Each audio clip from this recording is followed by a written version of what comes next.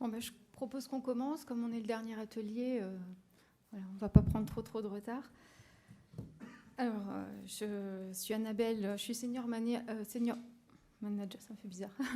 Je suis senior manager dans la practice Modeling and Risk chez Adactis. Je suis ravie d'être là aujourd'hui avec Annie, qui est Head of Cat Analytics chez Gallagher Re, et Auriol, qui est consultant dans la même équipe que moi. Donc aujourd'hui, on va vous parler du risque de grêle au travers des enjeux assurantiels. Ensuite, on aura un invité surprise qui va nous expliquer un petit peu comment se produit le phénomène de grêle. Et Auriol déclinera les différents impacts sur l'ensemble de la chaîne de valeur assurantielle. Ensuite, on aura 3 cas d'usage. Donc, Annie présentera l'évaluation du risque de souscription et le pilotage du risque de grêle. Et enfin, Auriol présentera la projection de la sinistralité à horizon long terme. Donc, France Assureur a publié sa 6e cartographie des risques. Donc, on voit que le dérèglement climatique est toujours au rang numéro 2 en 2022 et en 2023. Les catastrophes naturelles exceptionnelles étaient en 3e position en 2022. Ils sont passés en 6e position, mais c'est plutôt lié à la guerre en Ukraine plutôt que par rapport au changement climatique, puisqu'on voit que ça reste un enjeu majeur, puisqu'en 2022, on a eu un coût historique de 10,6 milliards d'euros, un coût important pour la sécheresse, mais surtout pour la grêle qui représente 5,1 milliards d'euros, soit 3 à 4 fois le précédent record de 2014. Et avec le changement climatique, il y aura des vagues de chaleur estivales plus importantes en Europe occidentale, ce qui induira une augmentation des risques de grêle à la fois en intensité, en fréquence et en taille des grêlons. Donc, il y a eu Covea qui a paru le livre blanc en 2022, qui parle du changement climatique et de ses conséquences. Il y aura une augmentation significative du risque de grêle de l'ordre de 38% à horizon 2050 à l'ensemble de l'échelle du territoire. Donc, pour bien comprendre le phénomène de grêle, je vous propose une petite vidéo par Jamy, si bien sûr la technique le permet. D'où vient la grêle?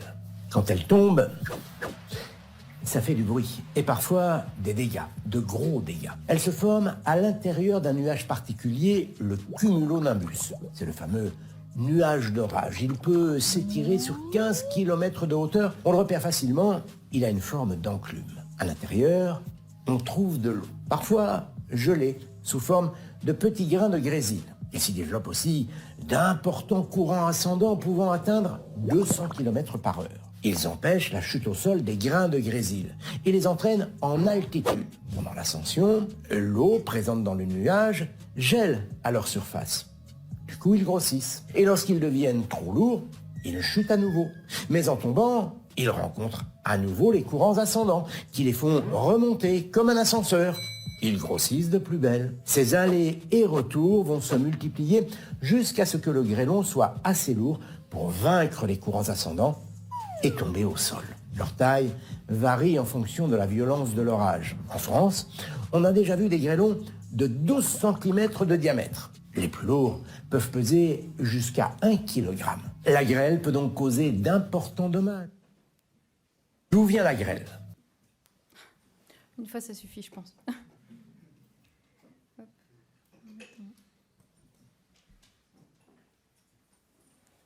Donc, juste pour résumer un petit peu ce qu'a dit Jamy, et afin de bien toucher du doigt un petit peu par la suite ce qu'Auriol présentera par rapport aux données, donc, ce qui provoque le phénomène de grêle, c'est donc la présence d'un cumulonimbus, des grésils qui vont grossir s'il y a de l'eau dans le nuage, et les courants ascendants vont permettre aussi au grêlon de grossir, et enfin il retombera au sol.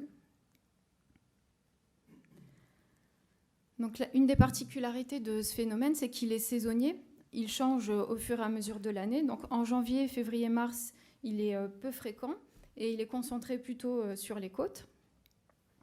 Ça s'accélère un petit peu en avril et début mai, donc avec un pic un peu plus important dans le sud-ouest et dans le nord-est. Et il atteint son apogée fin mai, juin, juillet, quand il fait bien chaud, sur une diagonale s'étalant du sud-ouest au nord-est. Ensuite, il diminue un peu, mais il reste assez concentré sur le Massif central. Et puis en octobre, un peu plus autour de la Méditerranée comme il fait encore chaud.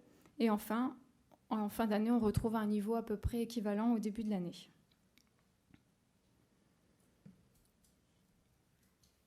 Alors sur la taille des grêlons, donc on l'a vu avec l'explication de Jamy, donc la taille peut varier, donc de quelques millimètres, et c'est sans danger, mais ça peut aller à des grêlons assez gros de 5 cm, voire on a retrouvé le record en Argentine en 2018, 22 cm, ce qui représente la taille d'un ballon de volley. En France, on n'est pas encore à ce niveau, donc Jamy parlait de 12 cm, mais la vidéo doit être un petit peu ancienne, puisqu'on a eu un record de 13 cm l'an dernier, avec l'événement de juin 2022 dans les Hautes-Pyrénées. En moyenne, le phénomène de grêle dure 15 minutes et s'étend sur 15 km². Ça représente 300 à 400 grêlons par mètre carré et donc 5 milliards de grêlons en moyenne. Donc on voit les dommages que cela peut causer et je laisse la parole à Auriol pour la suite.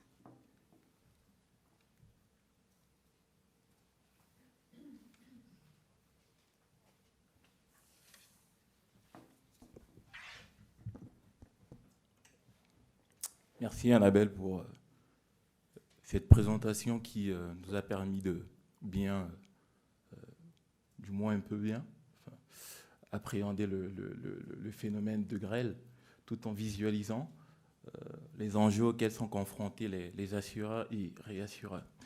La question naturelle qui se pose, c'est pourquoi ces travaux? Pour 2 raisons principales. La première a trait au bien-être des assureurs, ou devrais-je dire leur robustesse financière. Et la deuxième raison a trait au bien-être des assurés. Et la réalisation de ces 2 objectifs principaux se décline en plusieurs sous-objectifs, si on peut dire ainsi. Pour n'en citer que quelques-uns, nous pouvons relever la mise en place de mesures préventives vis-à-vis des assurés afin que ces derniers puissent prendre leurs précautions en cas de danger imminent lié à la grêle. Nous pouvons également citer l'optimisation des traités de réassurance pour justement garantir cette viabilité financière. Mais celles qui vont nous intéresser particulièrement en ce jour sont tout d'abord comment mieux maîtriser le risque de souscription lié à la grêle, comment piloter le risque grêle, et pour finir, comment projeter le risque grêle à horizon long terme. Et ces 3 rubriques seront présentées par Annie et moi-même.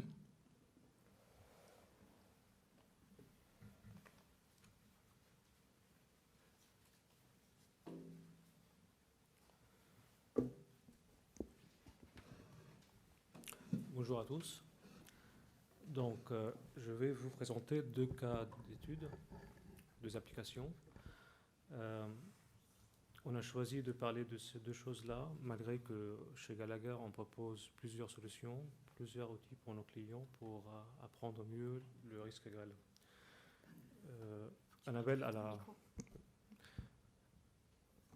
a bien fait de commencer par des choses simples au début, car finalement, lorsqu'on arrive à la modélisation, les choses deviennent, dans la pratique, un peu plus complexes.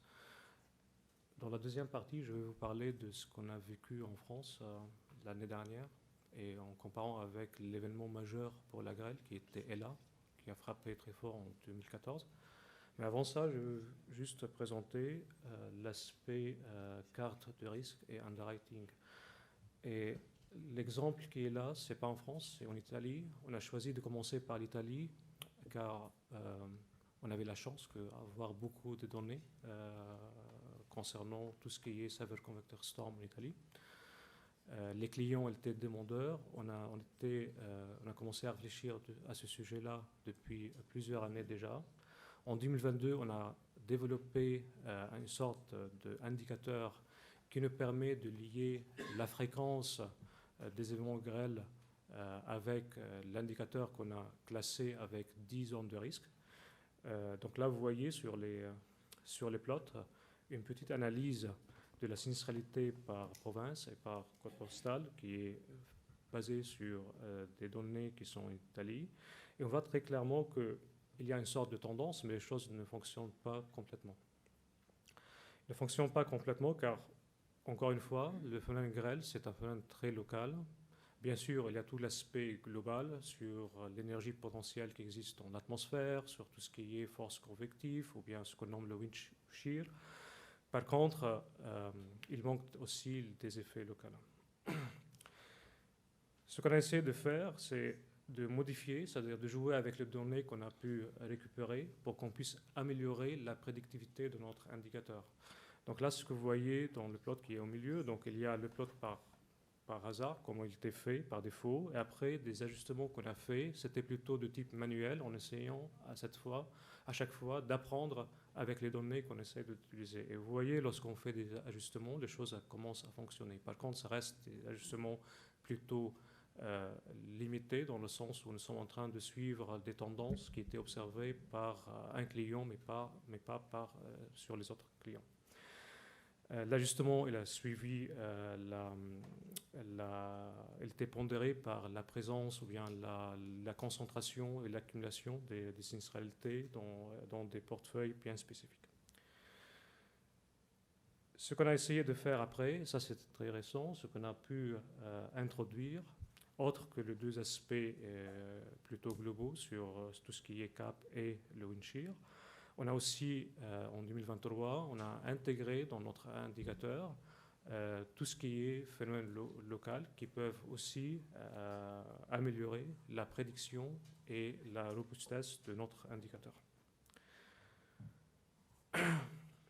Donc là, ce qu'on voit ici sur l'écran, c'est l'importance d'avoir une approche qui marche et qui marche sans avoir utilisé des modifications ou bien de truquer les données pour qu'on puisse satisfaire un client et aussi causer peut-être des défauts sur les autres. Donc là, c'est quelque chose qui est très similaire avec l'ancienne approche, là où on connaît déjà qu'il y a des zones à risque. Il est plus smooth, plus homogène sur tout l'aspect géolocalisation, certainement sur le nord de l'Italie, mais aussi on a corrigé quelques régions sur les côtes. Et là aussi, où il y a les montagnes qui étaient prises en considération, d'où l'amélioration qu'on regarde ici sur les écrans, sur les cartes qui sont à droite. Si on revient sur ce nouveau indicateur qui a été développé récemment, donc on voit bien que nous sommes contents avec la corrélation entre la fréquence des événements des grêles pour plusieurs incidents qui étaient groupés ici sur ces plots et avec les 10 niveaux de risque qu'on a pu utiliser pour segmenter l'Italie. Et d'un point de vue géographique, il y a très clairement une tendance nette pour segmenter l'Italie en 3 zones. Le nord où il y a vraiment plus de sinistralité grêle, au milieu une zone tampon entre le nord et le sud, là où il y a vraiment moins de risques grêle. Et ça, c'est ce qu'on confirme aussi avec les sinistres qu'on a pu étudier. En termes d'application, donc on revient en France. L'approche qu'on propose ici, c'est une approche qui était globale. Donc, c'est des cartes et des indicateurs qui sont disponibles en toute l'Europe. C'est un produit européen. On a le choix ça dépend le besoin des assureurs ou bien des rassureurs. C'est ou bien on a ces cartes-là pour qu'on puisse avoir une homogénéité entre le niveau de risque qui existe, par exemple, au nord d'Italie, pour voir quelles sont les zones qui ont le même niveau de risque en France. Et ça, c'est la première carte que vous voyez. Ou bien, on a le choix aussi de segmenter d'une manière un peu plus différente en suivant l'expérience de la sinistralité qui existe pour des clients plutôt français. Et là, on peut aussi jouer sur combien de zones de risque on a envie de faire et d'utiliser ces cartes-là pour améliorer la souscription et la tarification de la risque grêle.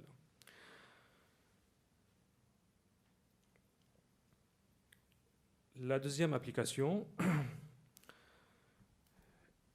là aussi on commence par un truc très générique. Donc là, j'ai repris des données qui viennent de RMS. Donc RMS, ils ont développé récemment un modèle de Severe Convector Storm. Donc Severe Convector Storm, ça veut dire on parle du grêle, on parle tout ce qui est vent attritationnel, le straight line wind et le tornade. La distribution des événements qui existent et qui étaient utilisés par RMS pour avoir développé leur modèle montre bien que la grêle, c'est vraiment le contributeur principal de ce qu'on nomme le phénomène de Severe Convector Storm. Un événement individuel de grêle, il peut coûter plus qu'1 milliard d'euros. Et là, il n'était pas très loin de ça. Et ce qui est arrivé en juin 2022, l'année dernière aussi, il était arrivé à cet ordre de grandeur. Donc, 2022, et Annabelle elle a déjà mentionné, c'était vraiment une année exceptionnelle. On parle de plus de 5 milliards d'euros de dommages aux biens et de moteurs pour le secteur d'assurance en France. Il y avait des grêlons, comme elle a dit, Annabelle aussi, et elle arrive jusqu'à 13 cm de diamètre. Par contre, on n'a pas besoin d'arriver jusqu'à 13 cm de diamètre pour causer des dégâts. En fait, on voit très clairement là sur les images que même des grêlons de taille moyenne, de 6-7 cm, elles peuvent être vraiment très vulnérables pour tout ce qui est moteur et tout ce qui est dommages aux biens. Et là, on parle plutôt des résidentiels et des maisons.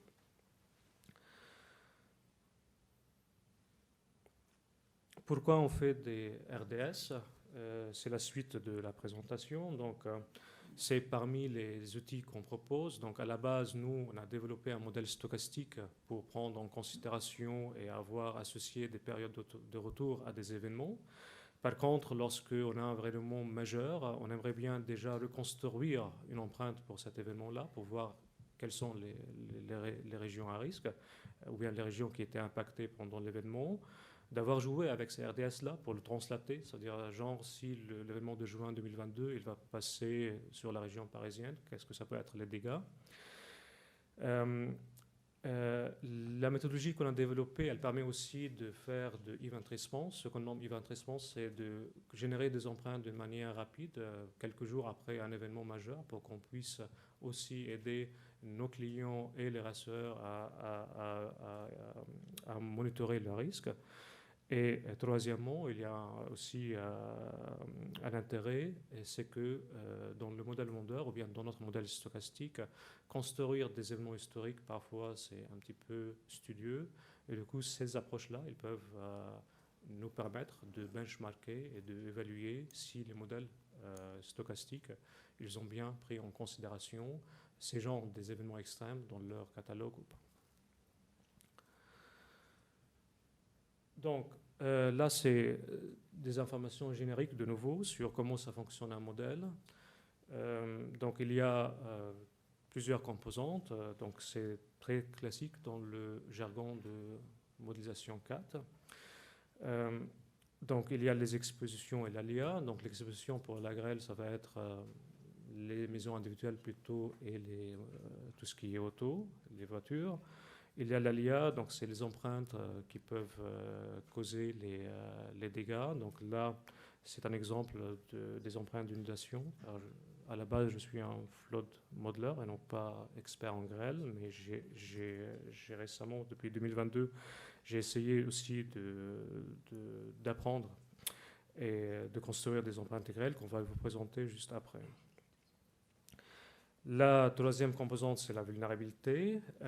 Donc ça, en fait, une fois qu'on a testé les expos avec l'ALIA, il faut appliquer des courbes de dommages pour qu'on puisse calculer les pertes. Et il ne faut pas oublier de prendre en considération les conditions financières dans les contrats d'assurance, les déductibles, les limites et autres choses. Après, il y a les résultats. Là, je vous montre comment on a fait pour construire des empreintes pour deux événements. Donc, on a pris les deux événements de référence. Et là, c'était l'ancien référence. Et après, il y a ce qui est arrivé l'année dernière. Donc, on a choisi l'événement le plus intense qui était arrivé entre le 19 et le 23 juin. Donc, pour construire pour étudier ces deux événements-là, on a commencé à regarder des rapports sur la sinistralité et bien sur l'aspect physique, c'est-à-dire l'ALIA, la survenance des événements. Donc on voit très clairement, là, et ça c'est très visible sur ces deux cartes-là, que les données qu'on a pu récupérer pour ELA, c'était beaucoup moins que les données qu'on peut récupérer pour un événement plus récent. Ça, c'est biaisé par le fait que la technologie qui était utilisée pour récupérer et pour construire ces bases de données, elle a aussi bougé avec le temps. Donc, en gardant ça en tête, on a essayé tout d'abord de faire l'exercice là où on avait plus de données. Donc, c'était l'événement le plus récent de juin 2022. Donc, on a utilisé des approches pour qu'on puisse apprendre sur les différents rapports qu'on a pu récupérer. Donc, il y avait deux grandes bases de données qui étaient utilisées. Un projet européen qui s'appelle le ESWD, le European Severe Weather Database, et aussi on a acheté des données de nos partenaires. Donc ces deux informations-là, elles étaient agrégées ensemble pour qu'on puisse étudier l'événement de juin 2022. On a utilisé des algorithmes pour faire des interpolations entre les différents points où on avait des données, et après on a complété les informations en utilisant cet algorithme d'interpolation à l'aide d'une inverse de distance. Donc c'était pondéré par l'inverse de distance. Donc on donne plus d'importance au point là où on a des informations. Par contre, c'était très itératif dans le sens où aussi il faut éviter que nous avoir une overfitting sur apprentissage. Donc on a essayé d'avoir un schéma itératif, mais tout en gardant le fait en l'esprit qu'à la fin, il faut que les cartes ou bien les empreintes qu'on construit restent un petit peu fidèles à la réalité. Fidèles à la réalité, ça veut dire qu'on a comparé avec des données radar et des données météorologiques. Après, puisqu'on a notre modèle stochastique, c'était direct, ou bien simple pour nous, de prendre ces empreintes-là et d'utiliser les courbes de vulnérabilité qu'on a déjà développées pour le territoire en France, pour qu'on calcule les dommages, pour calculer les pertes, estimer les pertes. Donc ça, c'est la carte qui a été faite pour juin 2022. Donc on voit clairement qu'il y avait des régions qui étaient plus impactées que des autres. Et si on zoome sur cette région-là, on voit aussi l'effet de smooth qu'on a essayé de le garder dans les empreintes. C'est quelque chose qu'on le trouve au moins lorsqu'on regarde l'événement de ELA. Et comme j'ai dit, il y avait une lacune qui est liée à la disponibilité des données qui date un petit peu de 2014. En termes des pertes, à gauche, c'est les pertes qui étaient estimées à partir de ces deux empreintes qu'on a créées pour ELA, et à droite, c'est les pertes qui étaient créées pour l'événement de juin 2022. On avait plus de données de différents assureurs pour l'événement de juin 2022, et on voit très clairement que les pertes modélisées, c'est-à-dire la sinistralité qu'on a modélisée en utilisant notre RDS, comparée à la sinistralité historique, qu'on a un facteur qui est très acceptable, et nous sommes avec des ordres de grandeur qui est proche de 1.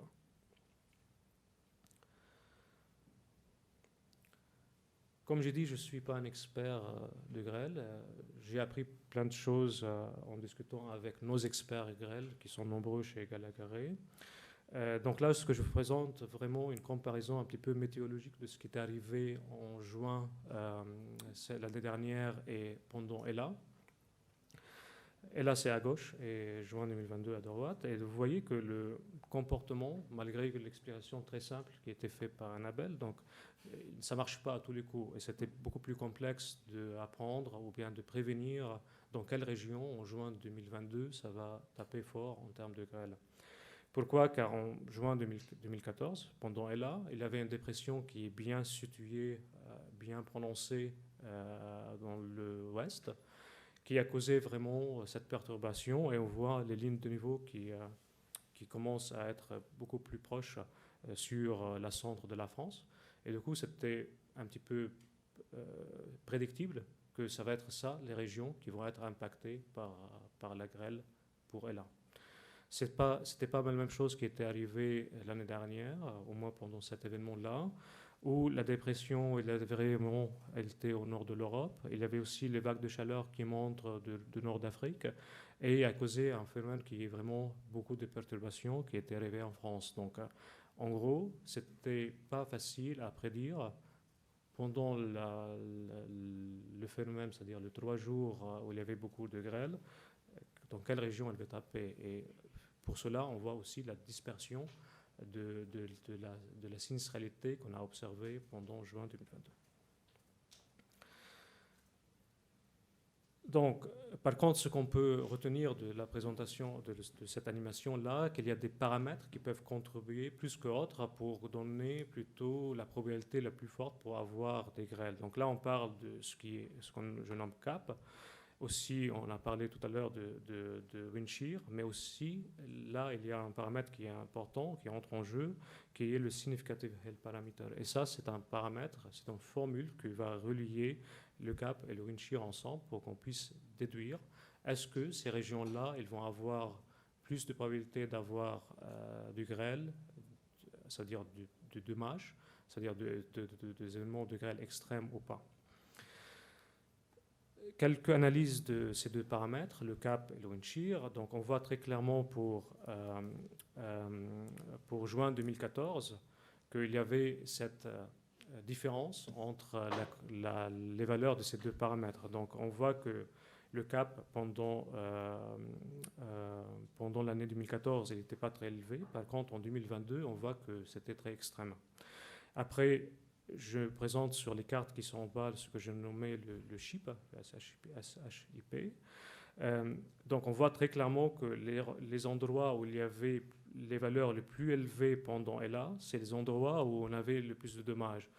Par contre, dans le cas de juin 2022, c'est-à-dire ce qui est arrivé l'année dernière, on n'a pas cette information-là. Au moins, ce paramètre-là, il était élevé partout en France et il y avait la probabilité qu'il frappe.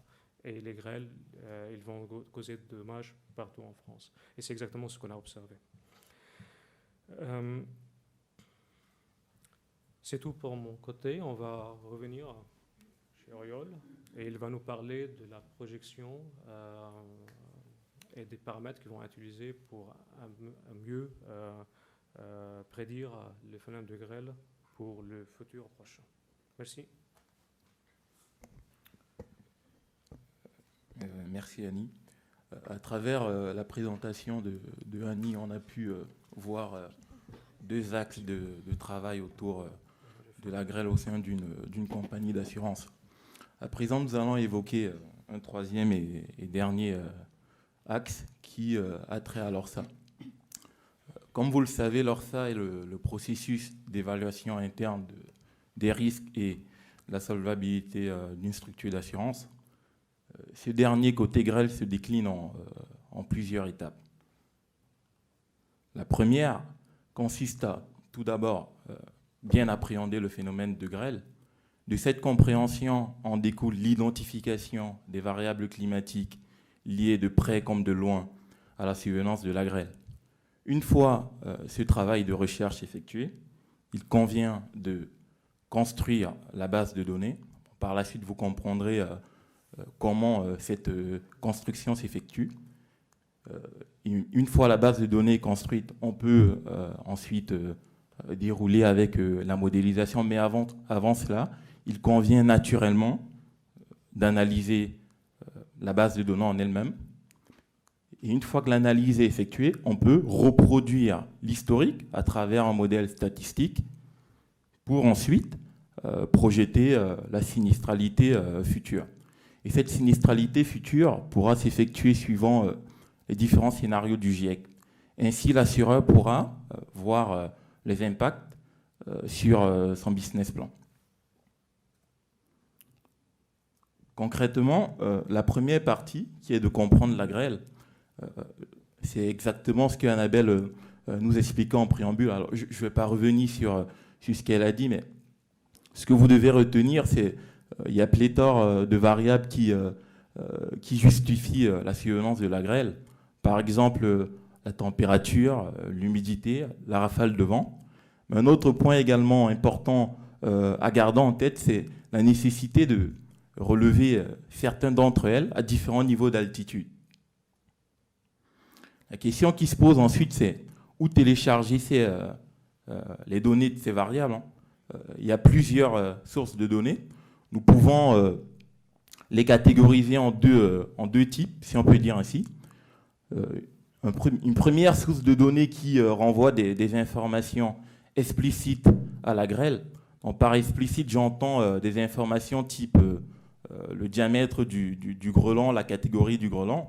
Nous pouvons citer notamment l'Observatoire français des tornades et orages violents en France. On a une autre catégorie de sources de données qui, à défaut de fournir des informations explicites à la grêle, fournissent des informations, des variables qui influent sur la survenance de la grêle. Et c'est celles-là qui vont particulièrement nous intéresser en ce jour. Nous pouvons constater, par exemple, qu'on a le Drias ou le Recordex qui ont une profondeur historique assez limitée, car les données courent jusqu'en 2005, ce qui n'est pas le cas de Copernicus. Un autre point également important à relever, c'est la bonne résolution géographique. Donc, on constate à travers le slide que le Drias et le Recordex couvrent quand même près de 9000 stations, contrairement à Copernicus. Alors Copernicus, ça peut paraître un point bloquant, mais ça ne l'est pas dès lors que l'assureur définit la maille de modélisation qui rend justement ce faible nombre de situations moins bloquant. Un autre point également à relever, c'est l'exhaustivité fournie par certains sites d'autres non. L'exhaustivité, je n'ai pas été précis, mais des variables pertinentes. Le Drias, par exemple, ne fournit pas des informations à différents niveaux d'altitude, ce qui peut être problématique dès lors qu'on veut partie du Drias pour calibrer le modèle historique. Nous avons également effectué le même travail côté projection. Il en ressort, par exemple, Copernicus qui semblait tenir la corde, si je peux dire ainsi, dans l'historique.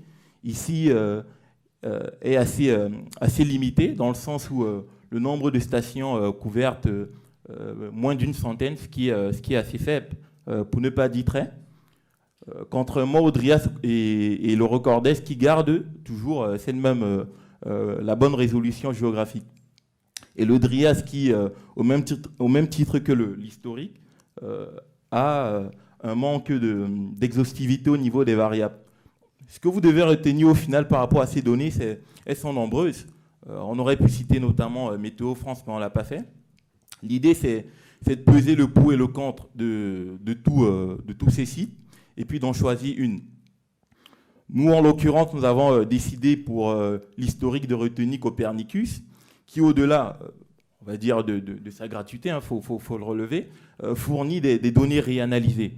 Alors, c'est quoi la réanalyse? C'est tout simplement un procédé statistique qui consiste à uniformiser et corriger les données historiques. Nous avons également fait dresser le même panorama côté projection. Et pour les raisons que j'ai citées auparavant, c'est Eurocordex qui a, on va dire, retenu toute notre attention. Une fois ce travail de recherche effectué, il convient de passer à l'étape 2, tout naturellement. L'assureur dispose au départ de sa base de données sinistrée avec les caractéristiques des contrats associés. Et après ce travail de recherche, il dispose à présent d'une base de données des variables climatiques. La question qui se pose ensuite, c'est comment relier ces deux bases de données. Cette jointure va s'effectuer suivant deux axes. Le premier qui correspond au pas de temps, parce que la base de données de l'assureur, ou du réassureur du moins, est au pas de temps journalier, ce qui n'est pas le cas de la base de données des variables climatiques qui est au pas de temps horaire. Le deuxième axe a trait plutôt à la granularité à laquelle ces derniers souhaitent se positionner. Pour le deuxième point, il convient de se munir de la base de coordonnées GPS accessible sur le site de l'État. Mais en plus de cette base, il convient de définir une métrique de proximité type norme L2 pour justement pouvoir se mettre à isopérimètre. Mais ce qui est pour le premier cas de figure, donc le pas de temps, à ce niveau, il convient de définir ce que nous on appelle chez nous, voilà, une métrique de subvenance de grêle. Nous allons partager avec vous un début de travaux menés au sein de notre équipe R&D. À titre d'exemple, nous prenons un épisode de grêle survenu à hier, l'été dernier, entre 6h15 et 7h du matin. Raison pour laquelle vous voyez les deux lignes sont en jaune. J'espère vraiment qu'elles sont lisibles. Donc pour la ligne 6h et la ligne 7h, vous avez des booléens 1-1, justement. C'est vraiment la plage qui a été retenue par les journaux. Et quand on regarde bien les lignes, donc ça, il s'agit des variables climatiques, vous l'aurez deviné, qui proviennent du site Copernicus que nous avons retenu. Si on regarde bien ligne à ligne, on voit bien que d'une heure à une autre, on peut avoir des fluctuations très importantes. Si vous regardez par exemple à 5 heures, on se retrouve avec une rafale à peu près de 65 km à l'heure, ce qui n'est pas le cas à 14 heures où la rafale est de près de 160 km à l'heure. Et là, je ne regarde qu'une variable. Je vous laisse deviner ce que ça donne quand on prend toutes les variables ensemble. L'idée ici, c'est nous avons, et comme je dis, un début de nos travaux, nous avons retenu 4 variables qui sont prépondérantes dans la subvenance de la grêle, défini une métrique, et on voit bien, et c'est le point en vert, la valeur qui est retournée correspond exactement à l'heure retenue par les autorités. Donc tout ça pour dire que c'est un travail assez délicat, mais primordial, parce que si on se trompe d'une ligne à une autre, on fera apprendre notre modèle sur des caractéristiques qui ne justifient pas la subvenance de la grêle. Le travail de consolidation, du moins de création de la base de données étant effectué, il convient à présent de passer à l'analyse des données.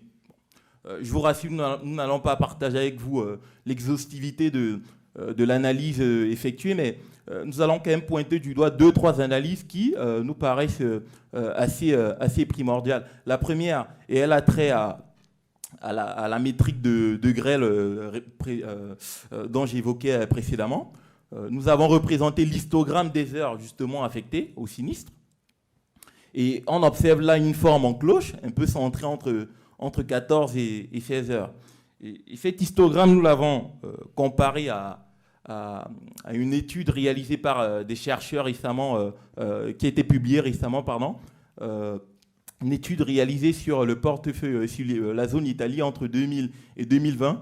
On voit bien là une similitude quand même entre les deux cours. Une autre analyse que nous souhaitons partager avec vous concerne la corrélation entre les différentes variables climatiques.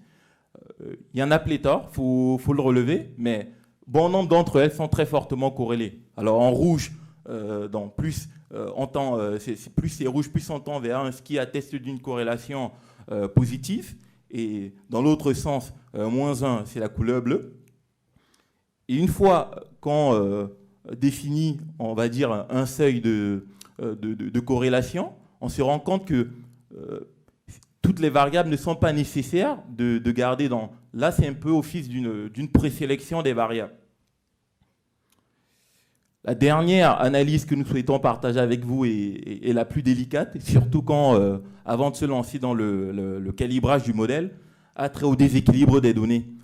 La base de données, quand on a, nous, par exemple, contient 97%, au final, une fois qu'on a construit la base de données, on a 97% de lignes qui n'ont aucun sinistre, contre 3% de lignes qui ont au moins un sinistre. Ce qui atteste là d'un déséquilibre fort. Et c'est quoi la conséquence possible? C'est une prédiction systématique de l'absence de la grêle, ce qui, vous conviendriez, est inadéquat. Alors comment corriger ces bémols? 3 leviers s'offrent à nous. Le premier, c'est d'agir sur les données, par exemple à travers des méthodes de machine learning type oversampling. Le deuxième levier, c'est d'ajuster la métrique d'apprentissage du modèle. Et le troisième, c'est par exemple de revoir les hypothèses paramétriques du modèle, notamment utiliser une distribution de Tweedy dès lors qu'on se situe dans un cadre continu. En somme, nous vous avons présenté les étapes 1, 2 et 3, où nous avons tenu à pointer du doigt des éléments qui nous paraissent très importants à garder en tête. Les étapes 4 et 5, par contre, vous seront présentées lors d'un prochain événement Adactis que nous effectuerons en début octobre. Mais juste avant de conclure, nous avons jugé pertinent de partager avec vous l'évolution temporelle de certaines variables qui influent fortement sur la survenance de la grêle. Alors pourquoi le scénario 4.5 et le 8.5 ? Le 4.5 qui est le scénario, comme vous le savez, privilégié par l'ACPR, et le 8.5 qui est le plus pessimiste. On constate par exemple, quand on regarde la variable température, une aggravation prononcée au fil de l'eau. Je ne l'ai peut-être pas dit, mais la projection s'effectue à horizon 2100, à compter de 2023, par pas de 10 ans. Donc on voit bien une aggravation prononcée de la température, beaucoup plus axée vers le sud-est, contrairement aux variables courant ascendant ou rafale. Bien qu'il y ait une aggravation, elle n'est pas aussi prononcée que la température. Je laisse le mot de la fin à Annabelle pour conclure. Merci.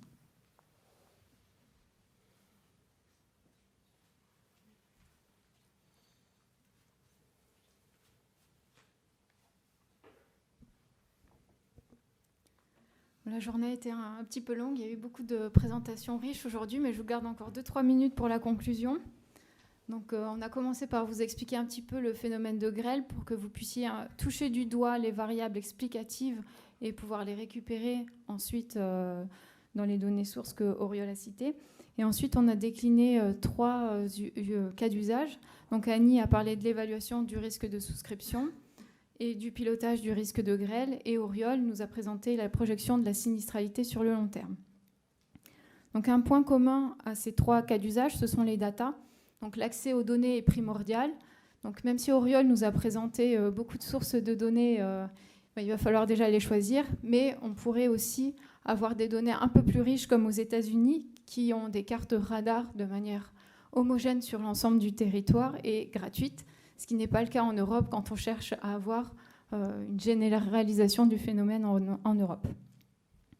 Un autre point qu'on souhaitait mettre en exergue, c'est la donnée sur l'heure d'ouverture du sinistre.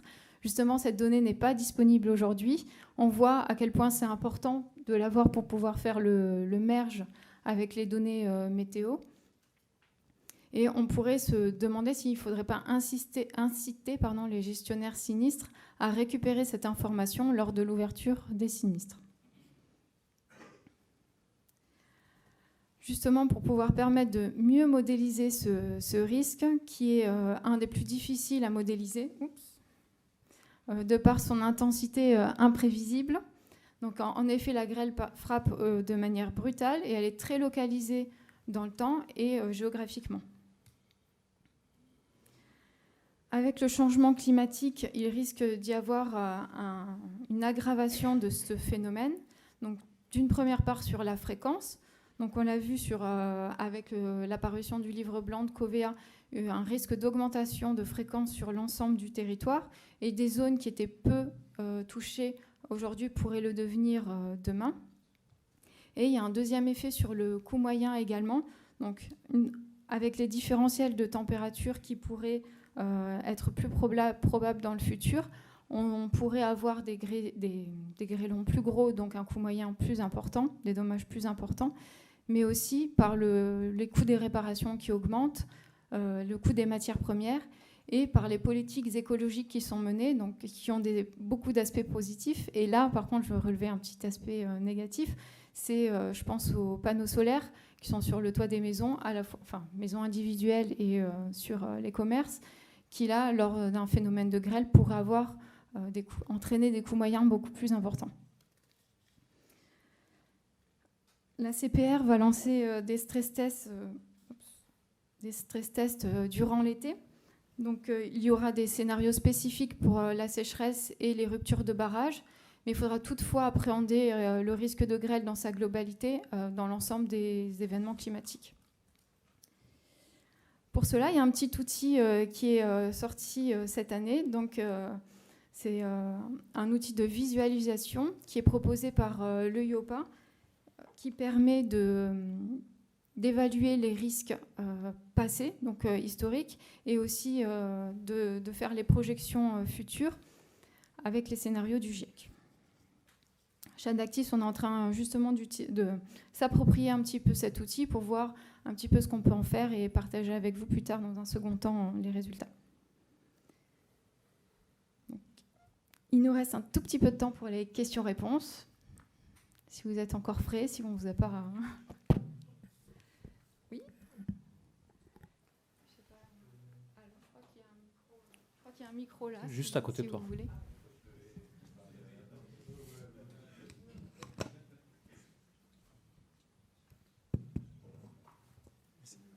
Bonjour, je suis Ronald de Generali. Merci pour la présentation. J'ai 2 petites questions. La première, les données de modélisation. Est-ce que dans vos travaux, vous avez détecté au fait une structure de dépendance entre la grêle et les autres aléas climatiques, la sécheresse par exemple? Ça, c'est ma première question. La deuxième, est-ce que les assureurs du marché sont dans une dynamique de prévention et de sensibilisation en ce qui concerne les impacts agricoles de la grêle? Merci. Je prends le premier peut-être, c'est le plus simple. En fait, la grêle fait partie de ce que j'ai nommé dans ma présentation Severe Convective Storm. Donc, c'est par défaut corrélé avec tout ce qui est vent attritationnel et tornade. On observe moins de corrélation avec les autres types de périls. Par contre, et c'est l'avantage, ce qu'on a fait lorsqu'on a étudié le cas en Italie. Donc en Italie, lorsqu'on reçoit des données de nos clients, ils sont mélangés. Et du coup, ces genres d'études, on peut l'amener. Je ne vois pas un lien direct avec le péril que vous avez cité, c'est-à-dire la sécheresse, mais peut-être c'est lié aussi à autre chose, genre les tempêtes ou bien autre chose. Par contre, j'ai pas la réponse, c'est-à-dire je ne sais pas si vraiment c'est quel niveau de corrélation on a. Par contre, c'est très difficile de séparer la grêle de tout ce qui est tornade et le vent attritationnel, le vent d'été. Sur les aspects prévention, donc on sait bien que sur le risque particulier, on a pas mal de choses qui ont été mises en œuvre, notamment avec l'envoi des SMS juste avant un phénomène de grêle, pour protéger sa voiture par exemple. Sur le risque agricole, je vous avoue que je sais un petit peu moins, mais j'imagine qu'il y a des choses semblables, mais c'est vrai que c'est peut-être moins généralisé, mais on n'a pas plus d'informations à ce sujet.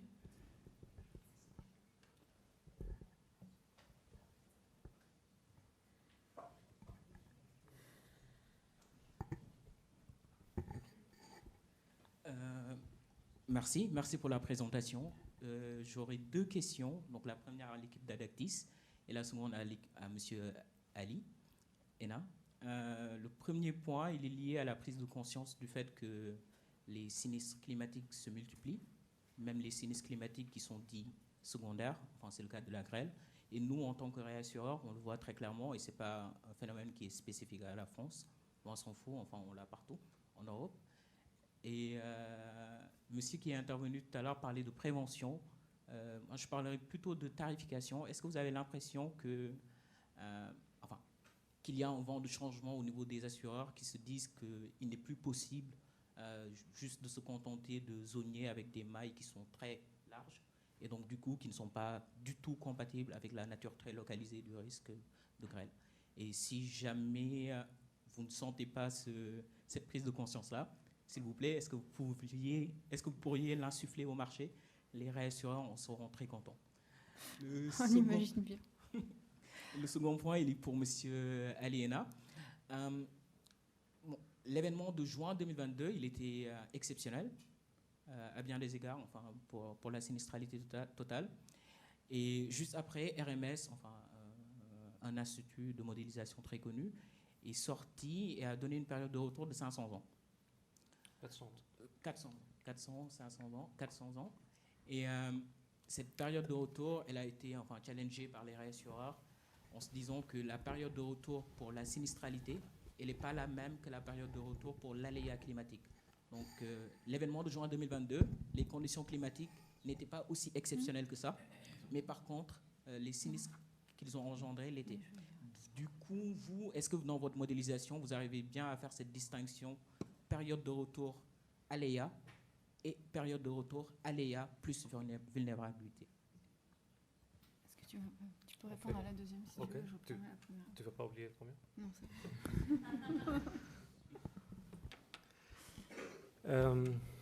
Oui, en fait, je me rappelle bien de ce débat entre RMS et un réassureur assez connu. Et RMS, lorsqu'ils ont sorti les chiffres, ils ont regardé leurs courbes, en fait, leur modélisation basée sur leur modèle stochastique. Sauf que leur modèle stochastique, il est fait avant juin 2022.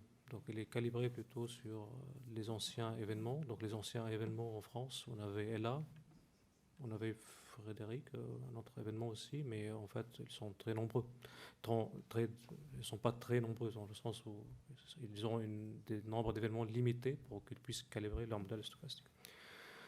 De notre côté, nous, on a aussi notre vision du risque. Donc, on a aussi développé, en utilisant des images satellitaires du NASA, un modèle stochastique à l'échelle européenne. Donc, on peut se prononcer sur des chiffres associés aux périodes de retour, mais je ne vais pas rentrer dans ce débat-là. Ce que je vais essayer, c'est de répondre à votre question. Je pense que l'estimation de RMS, elle est surestimée. Elle est surestimée parce que le modèle n'est pas bien calibré. Et cet événement-là, il ne fait pas parmi les données qui étaient utilisées pour la construction de modèles.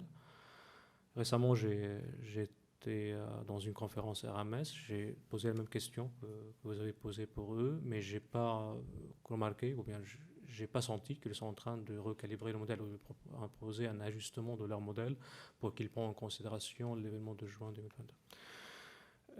D'un point de vue pratique, donc notre objectif, ce n'est pas l'aléa, c'est d'attribuer la période de retour sur le loss, c'est-à-dire la sinistralité modélisée. Et sur ce point-là, à la base, nous, l'événement est là. C'était un événement extrême, mais on peut donner un range, c'est-à-dire un intervalle de période de retour. Là, ce qu'on se dit que c'est plus la référence, mais c'est ce nouveau événement qui est arrivé. Et tout ce qu'on a fait, c'est qu'on a dit, voilà maintenant le niveau référence pour calibrer n'importe quel modèle. Ça va être cet événement-là. La période de retour qu'on a attribuée à Ella auparavant, on a scalé pour qu'elle soit attribuée plutôt à cet événement-là. Et du coup, Ella devient le deuxième événement le plus sévère pour le marché. Et c'est notre période de retour, ce n'est pas 10 ans non plus. Donc, si je prends sur la partie tarification, donc oui, on sent bien une prise de conscience des assureurs sur la finesse des scores de risque, notamment sur les zoniers. Beaucoup ont entrepris de géocoder leur portefeuille pour avoir une analyse plus fine de leurs risques. Et côté Adactis, on pousse justement aussi à ça. Donc, par chance, vous avez deux spécialistes juste à votre droite sur la tarification. Et on a mis en place une offre qui s'appelle Smart Home Pricing, qui permet justement à la souscription d'avoir des scores de risque beaucoup plus fins, pas forcément à la maille départementale ou de zonier, mais vraiment à l'adresse, comme on a pu le voir dans d'autres ateliers aujourd'hui.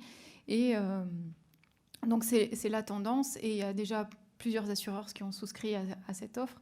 Donc on espère justement aller vers plus de finesse dans le tarif, notamment sur la partie zonier. Donc je vous invite à discuter avec vos deux voisins si vous voulez plus de détails. À la fois sur l'ANEA et sur la vulnérabilité, donc sur les bâtiments, tout comme les phénomènes. J'ai pas de questions pour ma part. Et j'ai raté, vous travaillez où? Ok. Une question.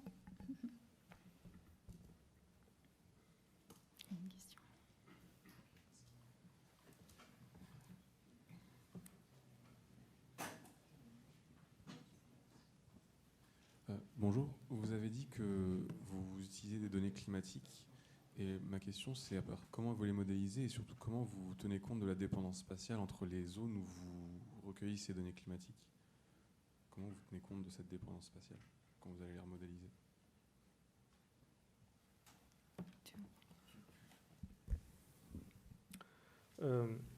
Déjà, la dépense spatiale existe déjà dans les données climatiques qu'on utilise. Donc, on n'a pas besoin de chercher beaucoup plus pour qu'on comprenne que lorsqu'il y avait un phénomène survient, des données propices à développer du grêle, qu'on connaît plus ou moins les régions où il va impacter. Là, c'est lorsque les cas sont simples, et c'est l'exemple que j'ai donné pendant L1.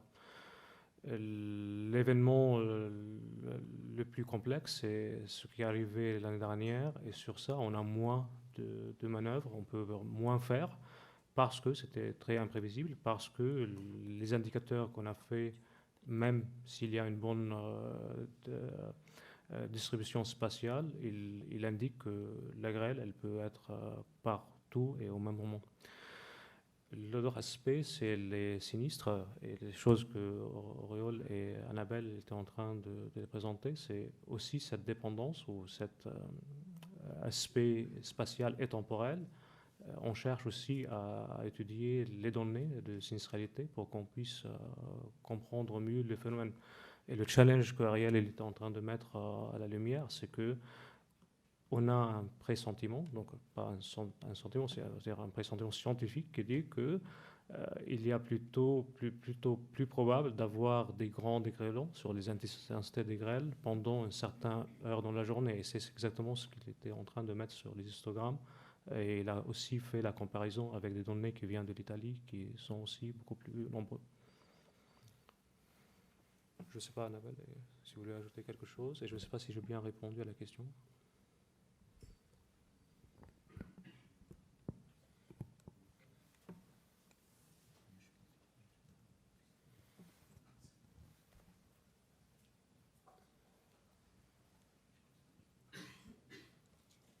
Merci beaucoup pour votre présentation, c'était très clair. Il y a une question que je me pose. Quand on parle de grêle, j'avais cru comprendre qu'on parlait souvent de couloirs grêlifères. Et c'est quelque chose que je n'ai pas forcément retrouvé dans votre présentation. Et je me demandais si c'était quelque chose qui existait vraiment, qu'on arrivait à modéliser. Est-ce que ça passait, on parlait tout à l'heure d'avoir une modélisation plus précise heure par heure, peut-être parce qu'il y a une espèce de trajectoire de la grêle, mais je me demandais comment ça s'était pris en compte dans vos modélisations. Ce que j'étais en train d'expliquer, et excusez-moi, je n'ai pas les bons termes pour les expliquer comme il faut, donc c'est aussi j'ai des lacunes. Sur l'événement de juin Ella, c'est-à-dire ce qui arrive en 2014, on peut détecter très clairement ces zones-là. Et c'est des zones des instabilités qui étaient causées par la dépression qui était un petit peu stagnée pendant l'événement. Pendant l'événement récent, on n'a pas observé de tout ça. C'est-à-dire ces couloirs-là, elles peuvent être partout et dans n'importe quel moment. Et parce que l'instabilité était partout et le phénomène météorologique qui a engendré l'événement de grêlon, il était venu d'un système très complexe et qui a fait le fait que la France, elle était vraiment très propice à cet événement-là. Donc dans les événements plutôt prédictibles, on peut parler de ce couloir-là, mais dans des autres situations, c'est beaucoup plus difficile et d'où la difficulté. Ça veut dire que ce n'est pas juste de jet stream où on peut faire de la tempête, c'est différent.